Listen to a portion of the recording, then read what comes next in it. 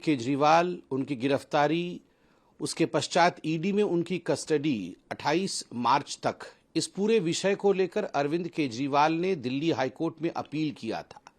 उन्होंने अपील किया था कि उनकी गिरफ्तारी गैर कानूनी है, उनकी गिरफ्तारी इलीगल है और जो ईडी में उनको कस्टडी दिया गया है 28 मार्च तक के लिए, वह भी इलीगल है और उनको तुरंत से तुरंत राहत दिया जाए दिल्ली हाईकोर्ट द्वारा। दिल्ली हाईकोर्ट ने तुरंत सुनवाई पे मना कर दिया है, किसी प्रकार का स्टे नहीं लगाया, किसी प्रकार से सुनवाई नहीं हुई। ये दिखाता है कि बार बार जो अरविंद केजरीवाल जी के अंदर एक सेंस ऑफ एंटाइटलमेंट है कि मैं भ्रष्टाचार भी करूंगा और मैं कानून का सामना नहीं करूंगा, इसका पर्दाफाश हुआ है। शुरू से ही एक ही बहाना अरविंद केजरीवाल जी ने बनाया है कि ये जो समन्स आ रहे थे ये इलीगल है और मेरे ऊपर किसी प्रकार से कोएर्सिव एक्शन अर्थात अरेस्ट इत्यादि नहीं होना चाहिए क्योंकि मैं पाक साफ हूं। किंतु हिंदुस्तान के जो कानून है, जब कानून के सामने जाके अरविंद केजरीवाल खड़े होते हैं तो ठीक उसका विपरीत होता है। कागजात देखने के पश्चात, सबूतों को देखने के पश्चात कानून का हर पक्ष, चाहे वो लोअर कोर्ट हो चाहे वो हायर कोर्ट हो, सभी का ये मानना है कि जो हुआ है वो न्यायोचित हुआ है।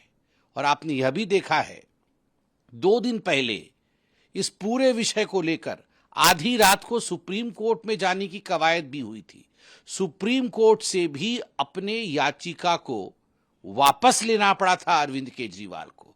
अरविंद केजरीवाल जी, आप मुख्यमंत्री हो सकते हैं मगर आप हिंदुस्तान के कानून से बड़े नहीं हैं। और मुझे तो आश्चर्य होता है देश की विपक्षी पार्टियों पर, आश्चर्य होता है कांग्रेस पार्टी की विडंबना को देखकर। पानी पी पी कर कांग्रेस पार्टी अरविंद केजरीवाल को कोस रहे थे। शराब घोटाले के तथ्यों को लेकर के, उसके फैक्ट्स को लेकर के प्रेस कॉन्फ्रेंस कर रहे थे और आज वो कह रहे हैं कि अरविंद केजरीवाल जी के साथ जो हुआ वो गलत हुआ। मैं एक चुनौती देना चाहता हूं। ये चुनौती है सोनिया गांधी जी के लिए, ये चुनौती है मल्लिकार्जुन जी के लिए, ये चुनौती है राहुल गांधी जी के लिए और ये चुनौती है तमाम कांग्रेस के दिग्गज नेताओं के लिए कि आप एक बार कैमरे में आज प्रेस कॉन्फ्रेंस करके कहिए कि हमारे नेता अरविंद केजरीवाल कट्टर ईमानदार है। आप दिल पर हाथ रख के कहिए कि अरविंद केजरीवाल जी ने शराब नीति में, शराब पॉलिसी बनाने में कोई घोटाला नहीं किया।